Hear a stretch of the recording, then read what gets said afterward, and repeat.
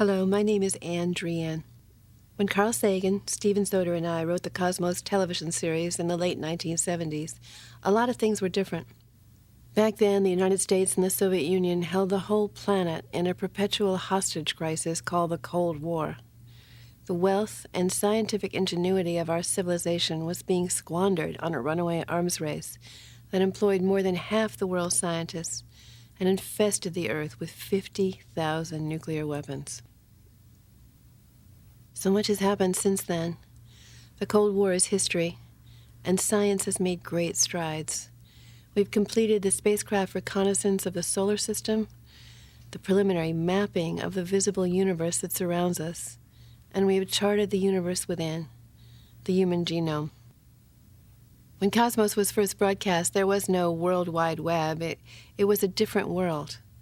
What a tribute to Carl Sagan, a scientist who took many a punch for daring to speculate that even after 20 of the most eventful years in the history of science, Cosmos requires few revisions and indeed is rich in prophecy.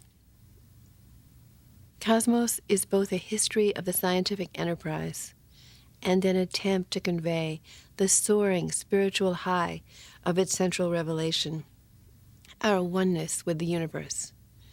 Now please enjoy Cosmos, the proud saga of how, through the searching of 40,000 generations of our ancestors, we have come to discover our coordinates in space and in time, and how, through the awesomely powerful method of science, we have been able to reconstruct the sweep of cosmic evolution and to find our own part in its great story.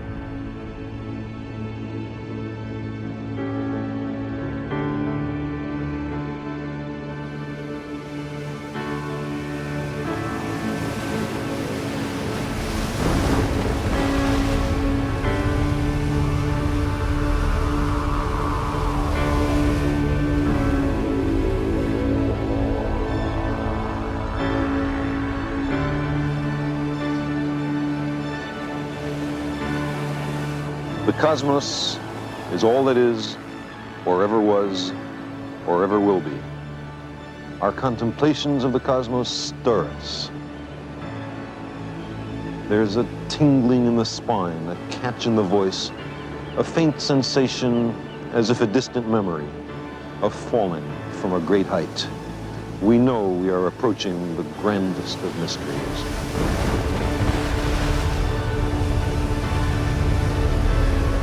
The size and age of the cosmos are beyond ordinary human understanding.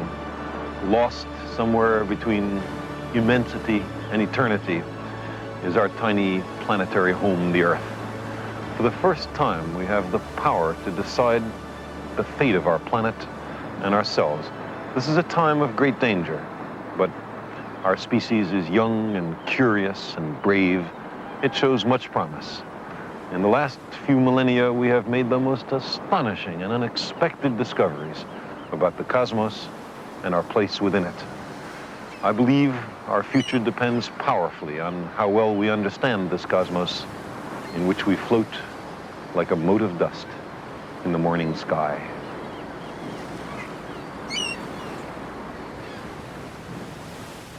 We're about to begin a journey through the cosmos.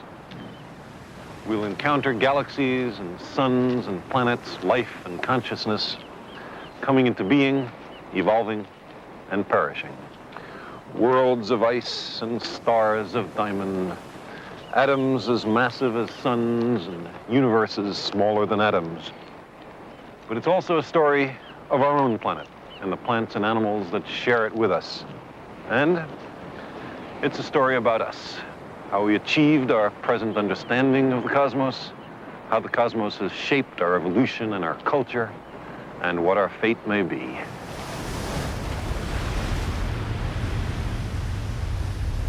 We wish to pursue the truth no matter where it leads. But to find the truth, we need imagination and skepticism both. We will not be afraid to speculate, but we will be careful to distinguish speculation from fact. The cosmos is full beyond measure of elegant truths, of exquisite interrelationships, of the awesome machinery of nature. The surface of the Earth is the shore of the cosmic ocean. On this shore, we've learned most of what we know. Recently, we've waded a little way out, maybe ankle deep, and the water seems inviting.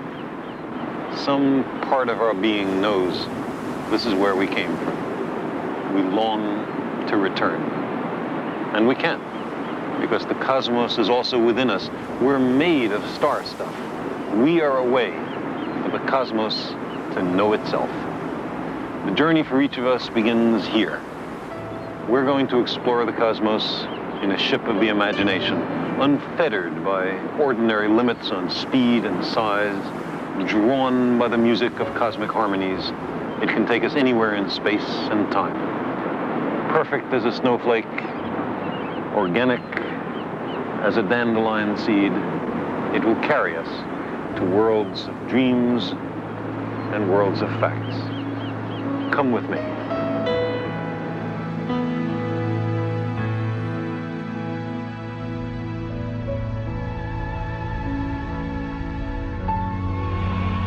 Before us is the cosmos on the grandest scale we know.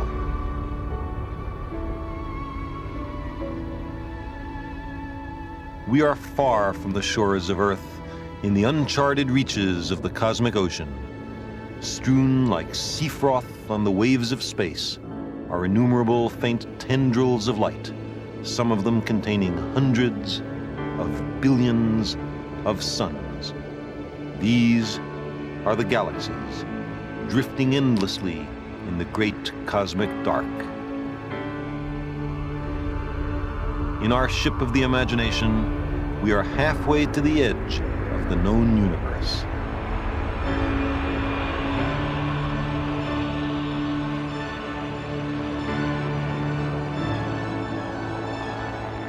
In this, the first of our cosmic voyages, we begin to explore the universe revealed by science.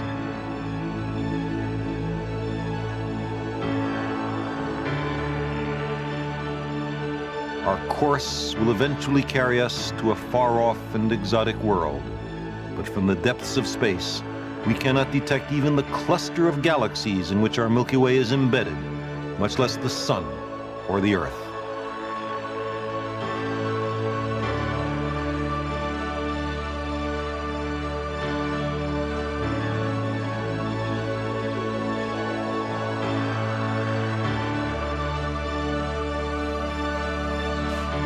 We are in the realm of the galaxies, 8 billion light years from home.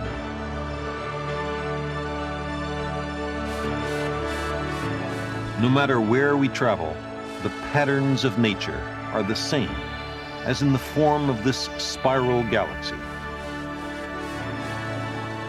The same laws of physics apply everywhere, throughout the cosmos.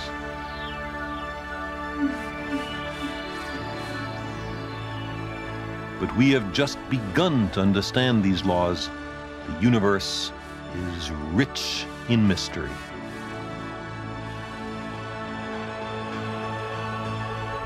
Near the center of a cluster of galaxies, there's sometimes a rogue elliptical galaxy made of 1 trillion suns, which devours its neighbors. Perhaps this cyclone of stars is what astronomers on Earth call a quasar.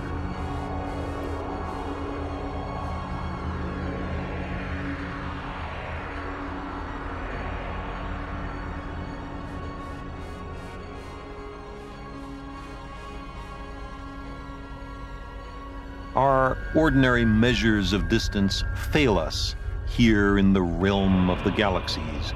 We need a much larger unit, the light year.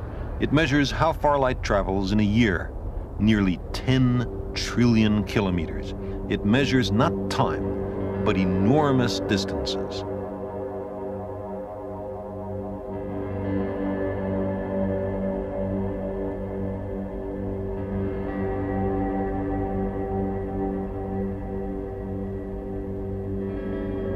In the Hercules cluster, the individual galaxies are about 300,000 light years apart, so light takes about 300,000 years to go from one galaxy to another. Like stars and planets and people, galaxies are born, live, and die. They may all experience a tumultuous adolescence. During their first 100 million years, their cores may explode, seen in radio light. Great jets of energy pour out and echo across the cosmos. Worlds near the core or along the jets would be incinerated. I wonder how many planets and how many civilizations might be destroyed.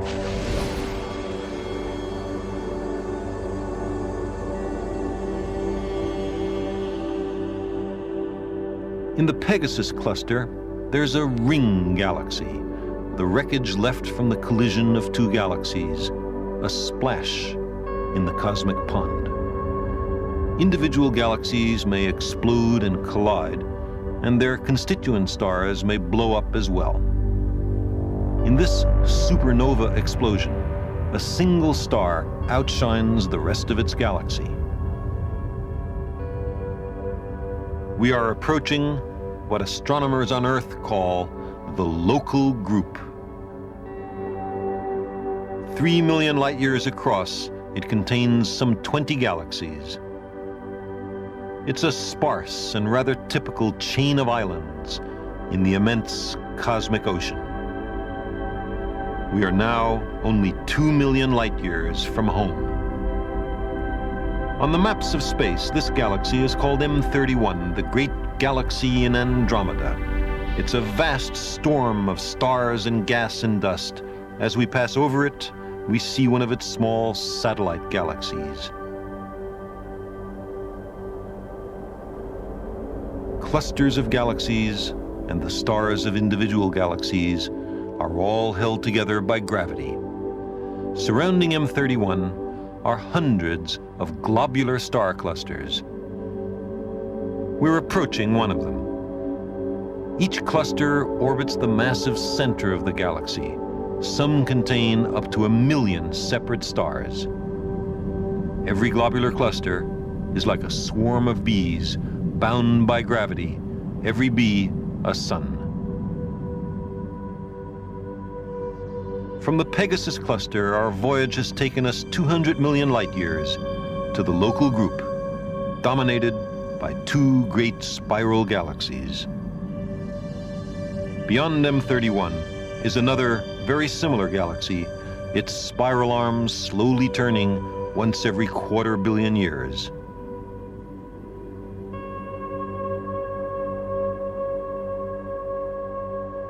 This is our own Milky Way, seen from the outside.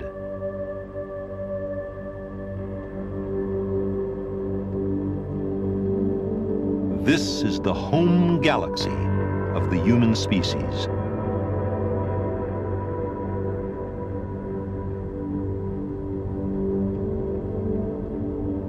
In the obscure backwaters of the Carina Cygnus spiral arm, we humans have evolved to consciousness and some measure of understanding.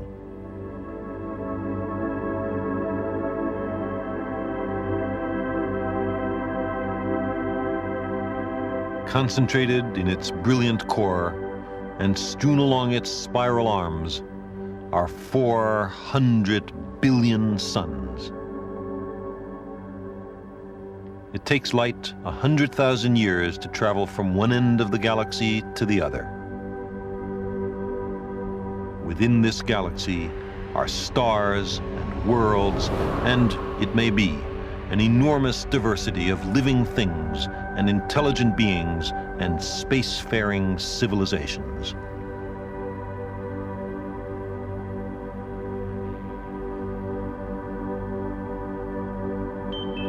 Scattered among the stars of the Milky Way are supernova remnants, each one the remains of a colossal stellar explosion.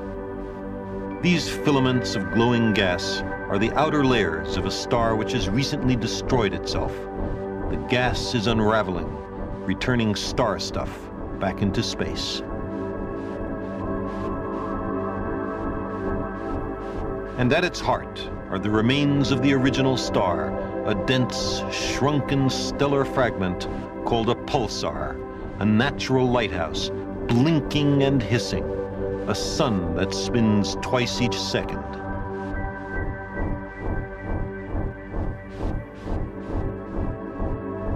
Pulsars keep such perfect time that the first one discovered was thought to be a sign of extraterrestrial intelligence, perhaps a navigational beacon for great ships that travel across the light years and between the stars.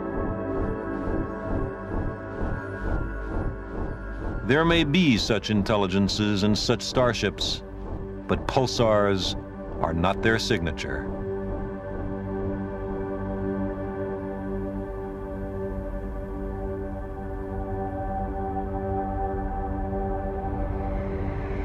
Instead, they are the doleful reminders that nothing lasts forever, that stars also die.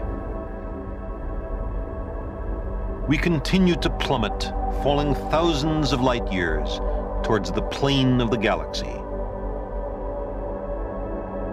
This is the Milky Way, our galaxy seen edge on, billions of nuclear furnaces converting matter into starlight.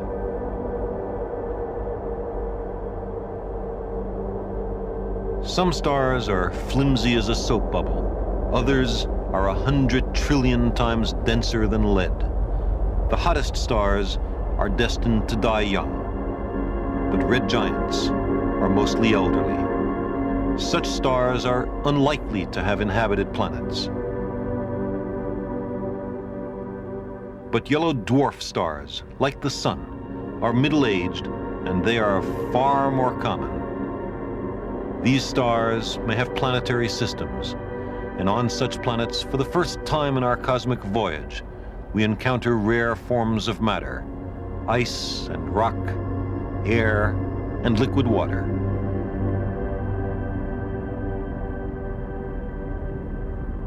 Close to this yellow star is a small, warm, cloudy world with continents and oceans. These conditions permit an even more precious form of matter to arise: life.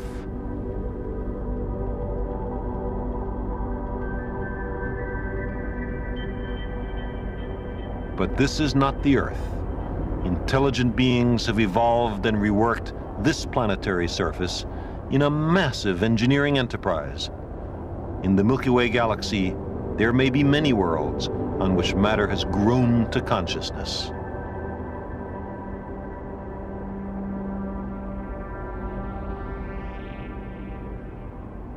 I wonder, are they very different from us? What do they look like? What are their politics, technology, music, religion? Or do they have patterns of culture we can't begin to imagine? Are they also a danger to themselves?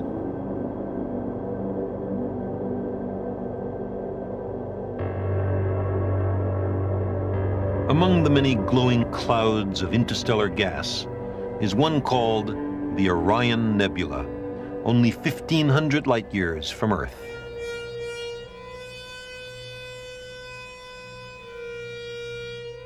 These three bright stars are seen by Earthlings as the belt in the familiar constellation of Orion the Hunter.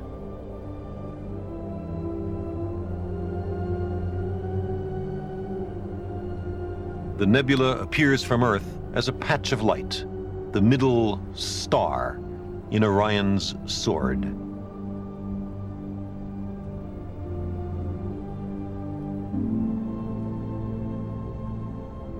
But it is not a star. It is another thing entirely.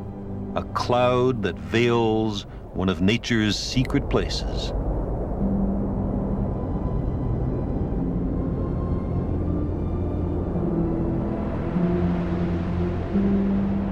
This is a stellar nursery, a place where stars are born. They condense by gravity from gas and dust until their temperatures become so high that they begin to shine. Such clouds mark the births of stars, as others bear witness to their deaths.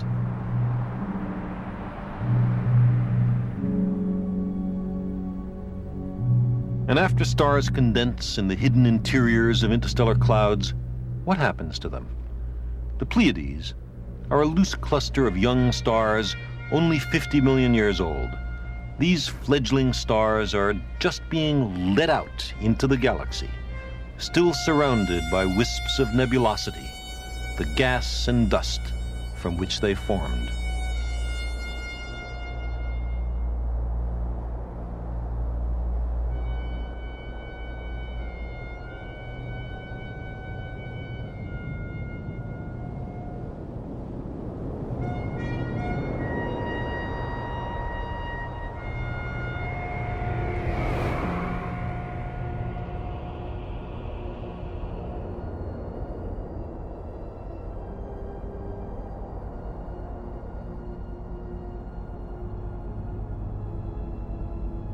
There are clouds that hang like ink blots between the stars. They are made of fine rocky dust, organic matter, and ice. Inside, a few stars begin to turn on. Nearby worlds of ice evaporate and form long comet-like tails, driven back by the stellar winds.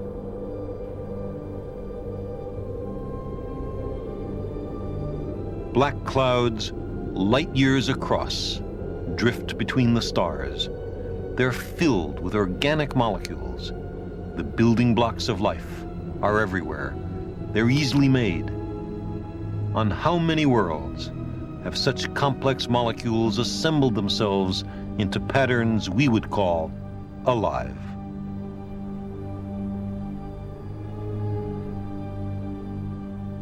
Most stars belong to systems of 2 or 3 or many suns, bound together by gravity. Each system is isolated from its neighbors by the light years. We are approaching a single ordinary yellow dwarf star, surrounded by a system of 9 planets, dozens of moons, thousands of asteroids, and billions of comets, the family of the Sun. Only 4 light hours from Earth is the planet Neptune and its giant satellite Triton. Even in the outskirts of our own solar system, we humans have barely begun our explorations. Only a century ago, we were ignorant even of the existence of the planet Pluto. Its moon, Charon, remained undiscovered until 1978.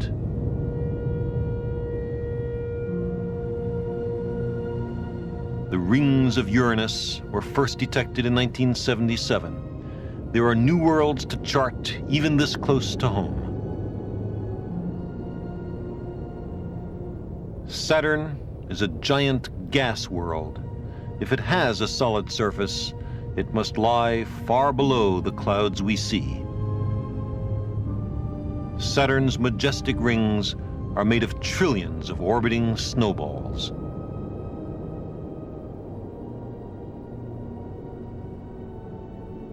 We are now only 80 light minutes from home, a mere 1.5 billion kilometers.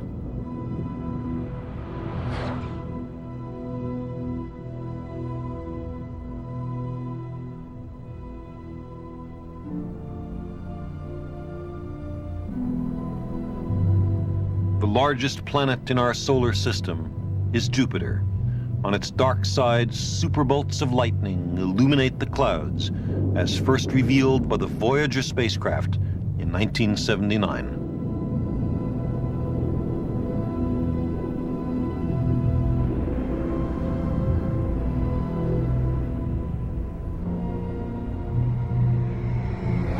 Inside the orbit of Jupiter are countless shattered and broken worldlets, the asteroids. These reefs and shoals mark the border of the realm of giant planets.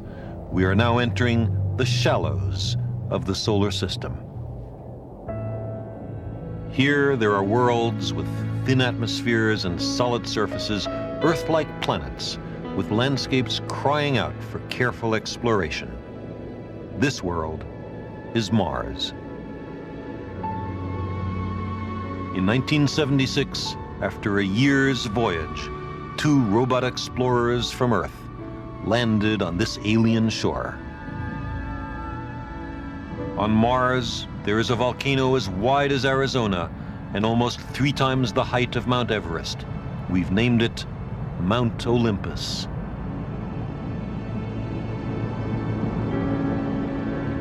This is a world of wonders. Mars is a planet with ancient river valleys and violent sandstorms driven by winds at half the speed of sound.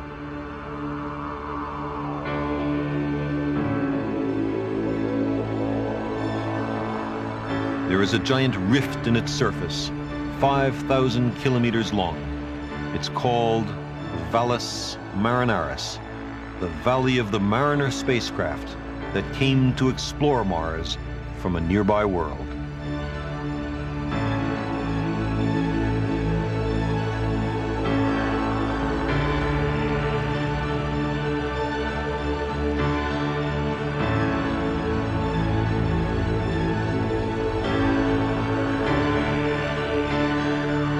In this, our first cosmic voyage, we have just begun the reconnaissance of Mars and all those other planets and stars and galaxies.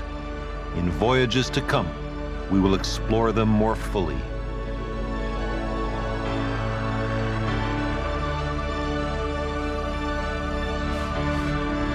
But now we travel the few remaining light minutes to a blue and cloudy world, third from the sun. The end of our long journey is the world where we began. Our travels allow us to see the Earth anew, as if we came from somewhere else. There are 100 billion galaxies and 1 billion trillion stars. Why should this modest planet be the only inhabited world? To me, it seems far more likely that the cosmos is brimming over with life and intelligence. But so far, every living thing, every conscious being, every civilization we know anything about lived there, on Earth.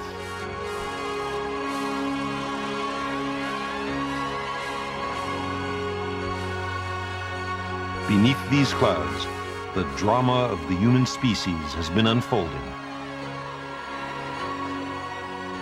We have, at last, come home.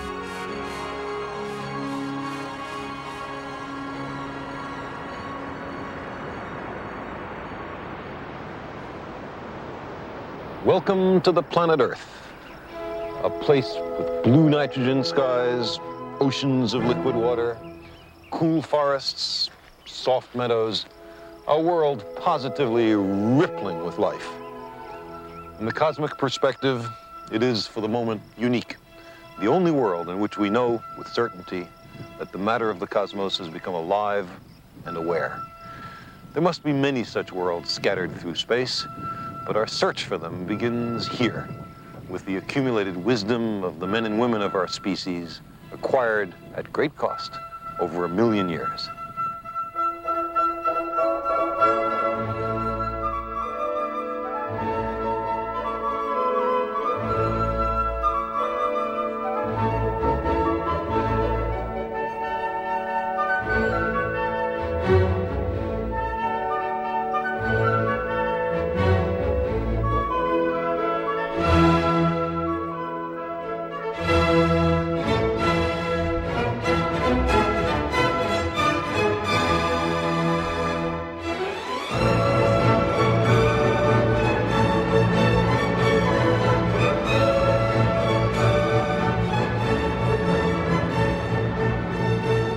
was once a time when our little planet seemed immense, when it was the only world we could explore. Its true size was first worked out in a simple and ingenious way by a man who lived here in Egypt in the 3rd century BC.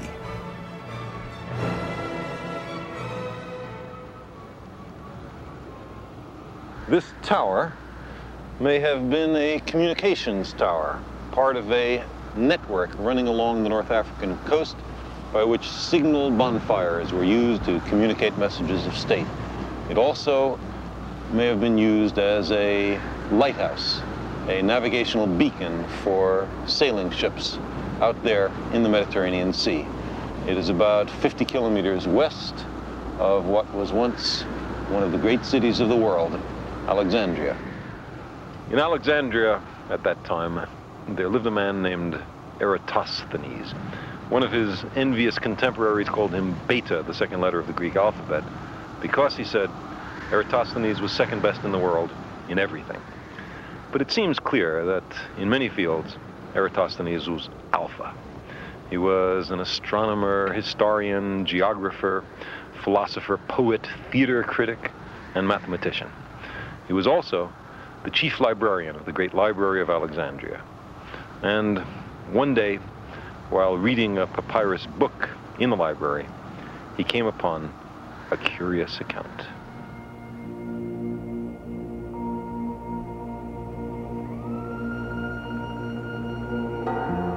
Far to the south, he read, at the frontier outpost of Syene, something notable could be seen on the longest day of the year.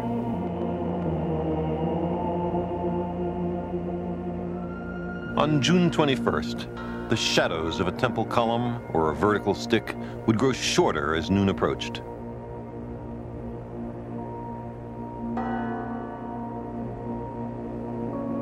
And as the hours crept towards midday, the sun's rays would slither down the sides of a deep well, which on other days would remain in shadow.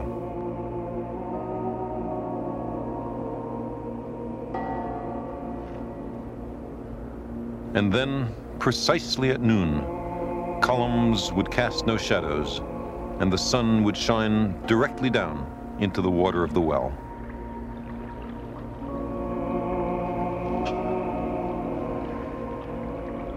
At that moment, the sun was exactly overhead.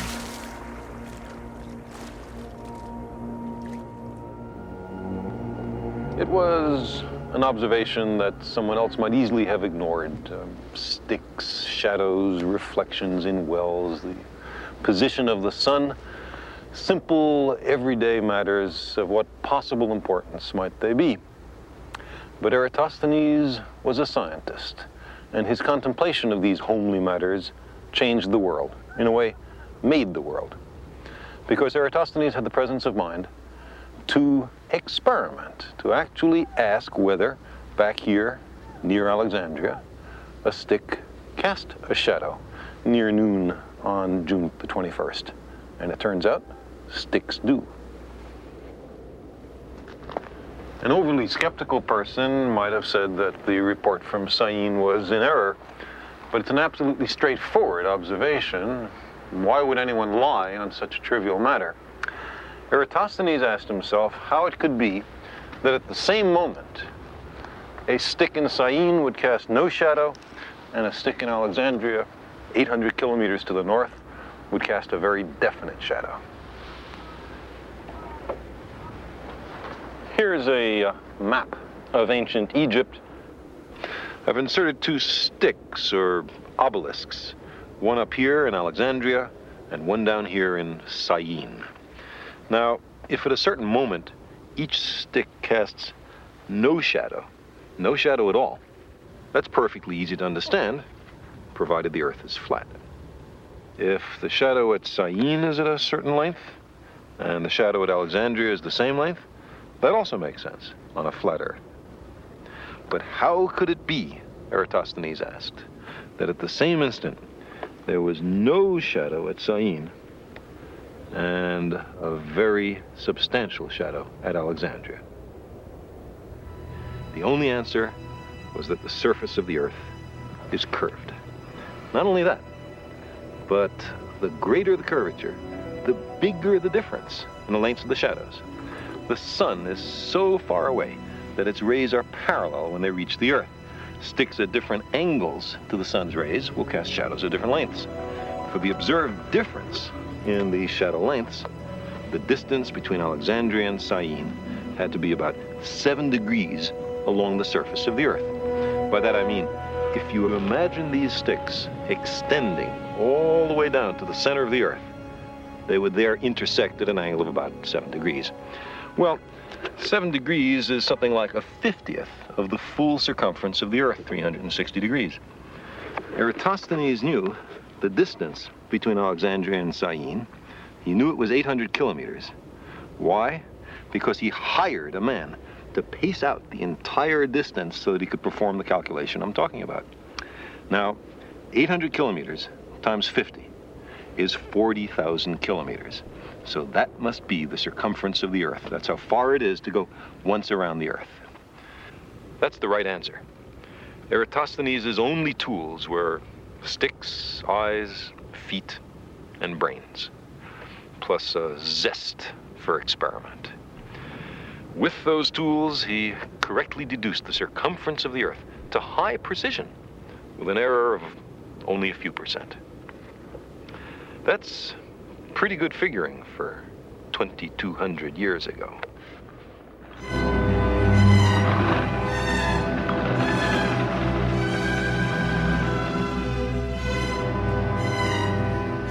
Then, as now, the Mediterranean was teeming with ships, merchantmen, fishing vessels, naval flotillas, but there were also courageous voyages into the unknown.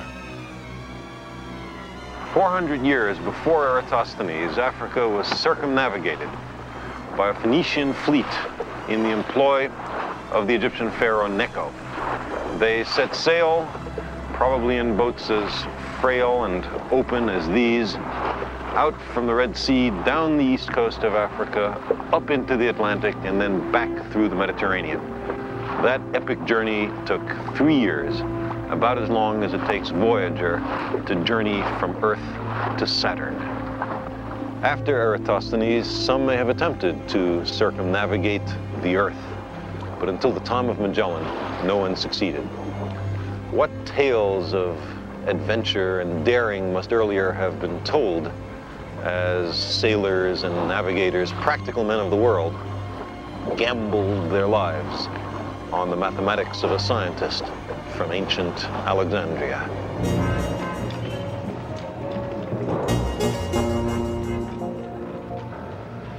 Today, Alexandria shows few traces of its ancient glory, of the days when Eratosthenes walked its broad avenues. Over the centuries, waves of conquerors converted its palaces and temples into castles and churches, then into minarets and mosques. The city was chosen to be the capital of his empire by Alexander the Great on a winter's afternoon in 331 BC. A century later, it had become the greatest city of the world. Each successive civilization has left its mark.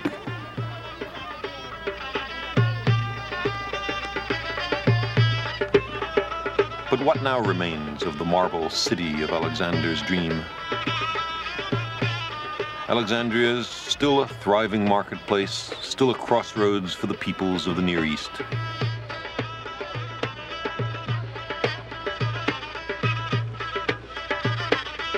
But once it was radiant with self-confidence, certain of its power.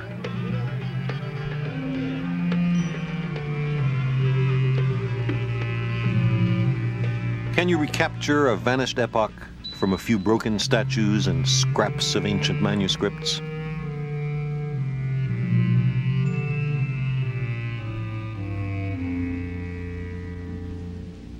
In Alexandria, there was an immense library and an associated research institute, and in them worked the finest minds in the ancient world.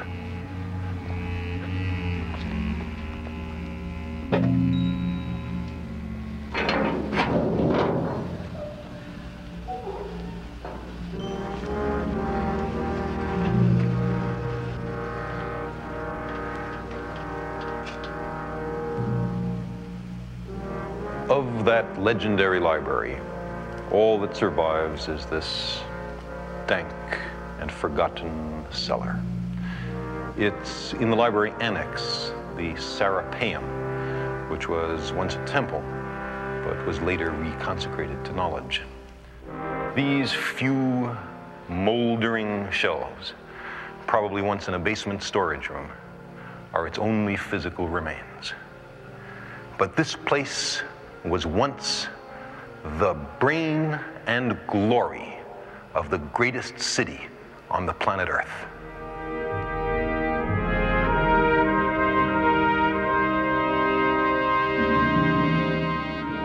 If I could travel back into time, this is the place I would visit.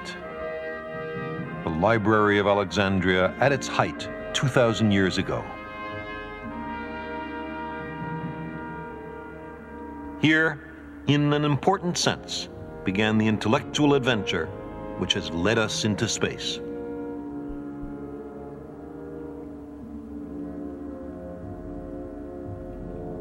All the knowledge in the ancient world was once within these marble walls.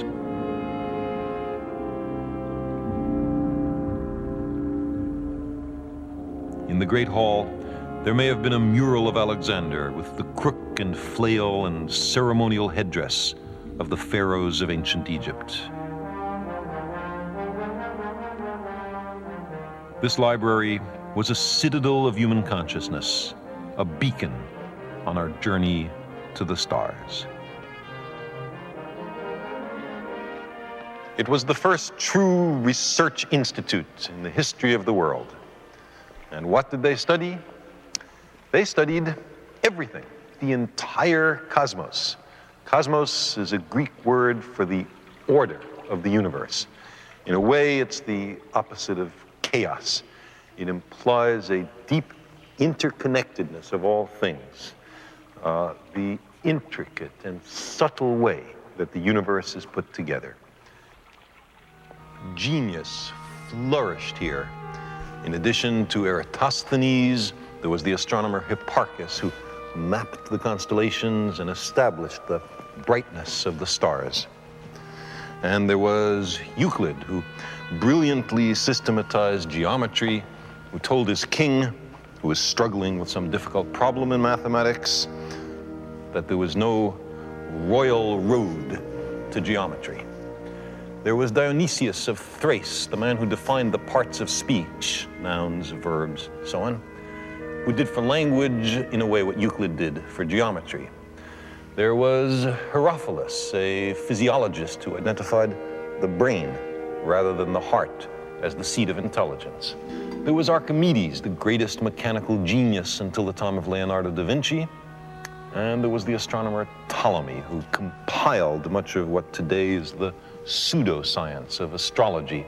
His Earth-centered universe held sway for 1,500 years, showing that intellectual brilliance is no guarantee against being dead wrong. And among these great men, there was also a great woman. Her name was Hypatia. She was a mathematician and an astronomer, the last light of the library, whose martyrdom is bound up with the destruction of this place 7 centuries after it was founded.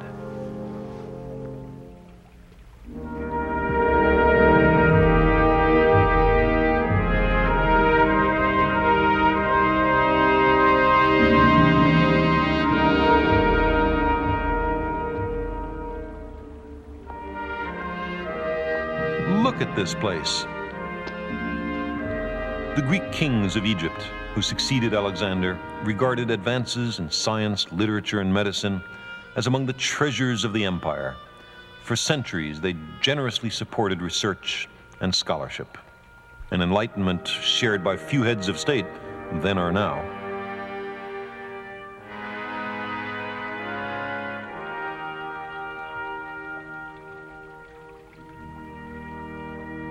Off this great hall were 10 large research laboratories.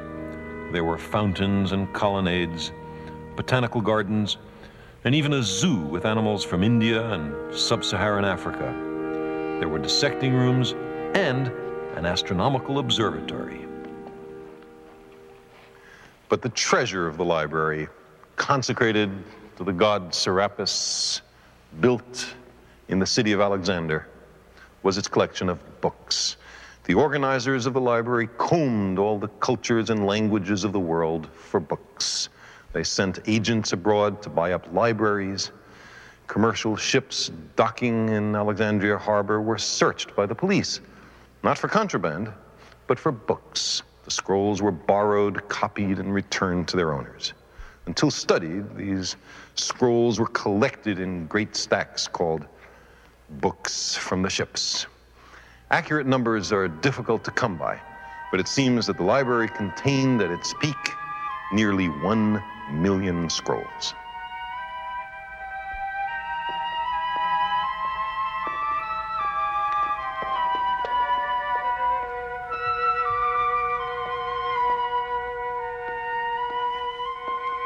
The papyrus reed grows in Egypt. It's the origin of our word for paper. And each of those 1 million volumes which once existed in this library were handwritten on papyrus manuscript scrolls. What happened to all those books? Well, the classical civilization that created them disintegrated. The library itself was destroyed. Only a small fraction of the works survived. And as for the rest, we are left only with pathetic, scattered fragments. But how tantalizing those remaining bits and pieces are. For example, we know that there once existed here a book by the astronomer Aristarchus of Samos, who apparently argued that the Earth was one of the planets, that like the other planets, it orbits the sun, and that the stars are enormously far away. All absolutely correct. But we had to wait nearly 2,000 years for these facts to be rediscovered.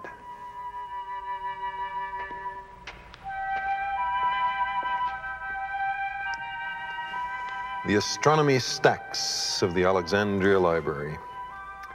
Hipparchus, Ptolemaeus. Here we are. Aristarchus. This is the book. How I'd love to be able to read this book, to know how Aristarchus figured it out. But it's gone, utterly and forever. If we multiply our sense of loss for this work of Aristarchus by 100,000, we begin to appreciate the grandeur of the achievement of classical civilization and the tragedy of its destruction. We have far surpassed the science known to the ancient world, but there are irreparable gaps in our historical knowledge. Imagine what mysteries of the past could be solved with a borrower's card to this library. For example, we know of a 3-volume history of the world, now lost, written by a Babylonian priest named Berosus. Volume 1 dealt with the interval from the creation of the world to the Great Flood, a period that he took to be 432,000 years, or about 100 times longer than the Old Testament chronology. What wonders were in the books of Berosus. But why have I brought you across 2,000 years to the Library of Alexandria? Because this was when and where we humans first collected seriously and systematically the knowledge of the world. This is the Earth as Eratosthenes knew it, a tiny spherical world afloat in an immensity of space and time. We were at long last beginning to find our true bearings in the cosmos. The scientists of antiquity took the first and most important steps in that direction before their civilization fell apart. But after the Dark Ages, it was by and large the rediscovery of the works of these scholars done here that made the Renaissance possible and thereby powerfully influenced our own culture. When in the 15th century Europe was at last ready to awaken from its long sleep, it picked up some of the tools, the books, and the concepts laid down here more than 1,000 years before.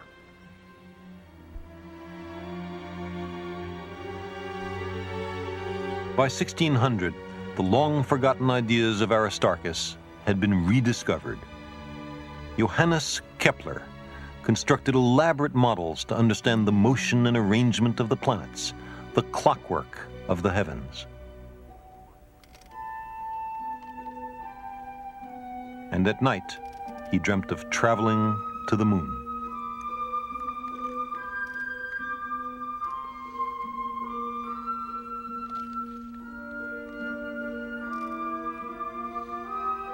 His principal scientific tools were the mathematics of the Alexandrian library and an unswerving respect for the facts, however disquieting they might be. His story and the story of the scientists who came after him are also part of our voyage. 70 years later, the sun-centered universe of Aristarchus and Copernicus was widely accepted in the Europe of the Enlightenment. The idea arose that the planets were worlds governed by laws of nature, and scientific speculation turned to the motions of the stars. The clockwork in the heavens was imitated by the watchmakers of Earth. Precise timekeeping permitted great sailing ship voyages of exploration and discovery, which bound up the Earth. This was a time when free inquiry was valued once again.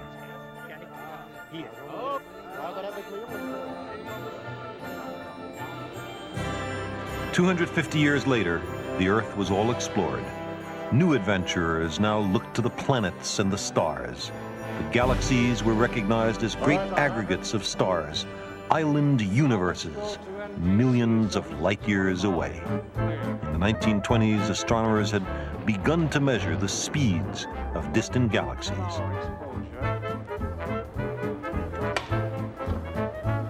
What time is it? 7:15. All right, lights out, please. They found that the galaxies were flying away from one another. To the astonishment of everyone, the entire universe was expanding.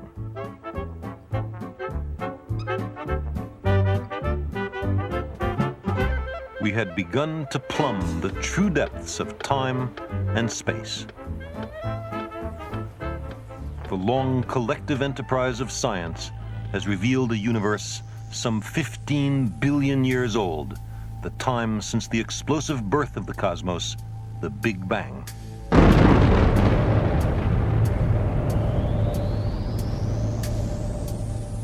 The cosmic calendar compresses the local history of the universe into a single year.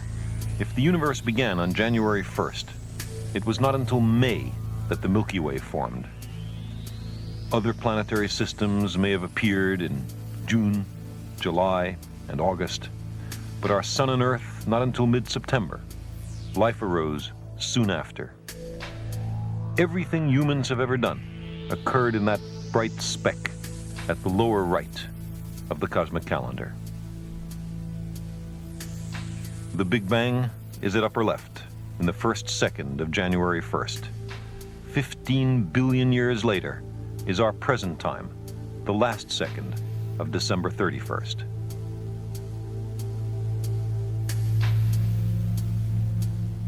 Every month is 1.25 billion years long. Each day represents 40 million years. Each second stands for some 500 years of our history, the blinking of an eye in the drama of cosmic time.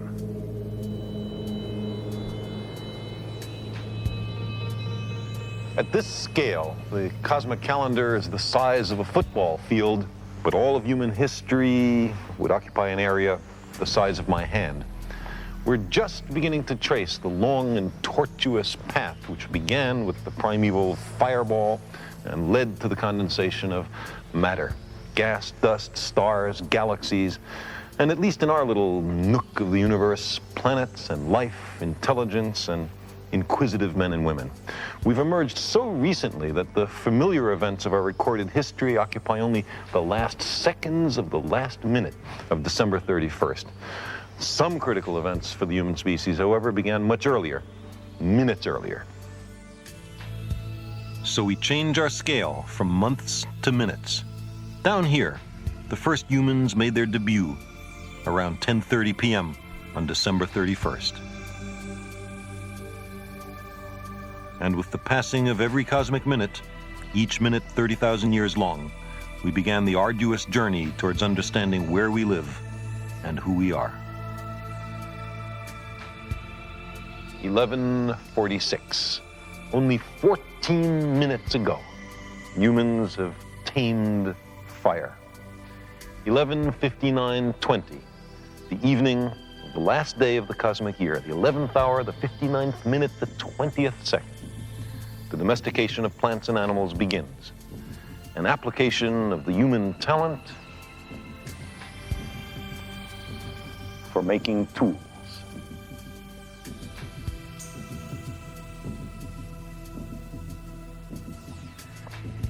(11:59:35). Settled agricultural communities evolve into the first cities. We humans appear on the cosmic calendar so recently that our recorded history occupies only the last few seconds of the last minute of December 31st. In the vast ocean of time which this calendar represents, all our memories are confined to this small square.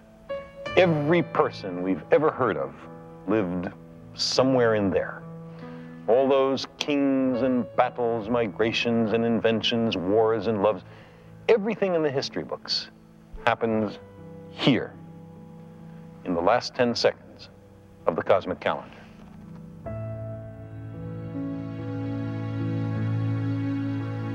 We on Earth have just awakened to the great oceans of space and time from which we have emerged. We are the legacy of 15 billion years of cosmic evolution. We have a choice. We can enhance life and come to know the universe that made us, or we can squander our 15 billion year heritage in meaningless self-destruction.